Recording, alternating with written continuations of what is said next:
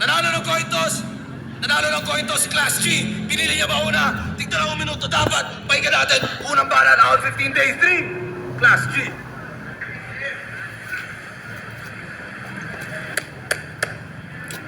Game? Game!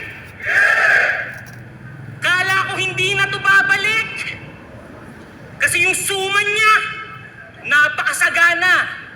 Oo, dahil sa flip top, lumakas yung business. Talagang tinatao, lakas sa masa. Pero nung kumota, nagpabaya sa liga, imbis bumawi kay Enigma, yung angking galing na wala na. Puro na lang suman reference, wala na yung sapin-sapin niya mga bara.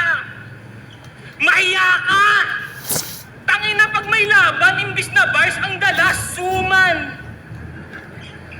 Tig 35 per bundle, dessert na lapag battle, desertified na rapper! Tangina, ginagamit mo lang yung liga para kumita. Ganun ka nakagulang. Sinabihan pa niyan si Onyx na sinisira lang daw yung flip top.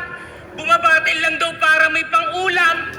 Sa kanya pa talaga nang galing yun. Siya nga itong ginawa niya, itong puhunan. Huwag mo sa iba-iba. Hoy, ikaw pro-promote ang suman.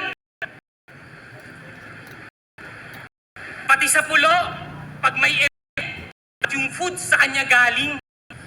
Kaya ang lalagkit MC sa pulo, puro suman kinakain. Kaya pag sinabi kong basta pulo, sabi nyo, baho, basta pulo. Yan, basta pulo. Parang mga magpabakal mga anyo. Tangina kung sa motos puno ng ginto, dun sa pulo puno ng tanso. Paano? Pag may event, ganito yung setting. Kunwari bang para sa sining, pero ang plano magnakaw ng ring tapos dun muna magbi-meeting, mga gago. Speaking of pulo, binadibagyan nila sa artist sa pulo, talagang kinawawa sa game. Kaya ang kapal ng mukha mong maglagay ng karisma sa name. Tinalo ka nga ni parating pa lang kami, edi mas wala kang dating. Damn! Oo, laglag ng finals. Sus nag-champion. Kaya kung nahan, pag-karera may kabahan kasi ako pwede na pang asthmatic ka lang. Oh no, di mo na gets.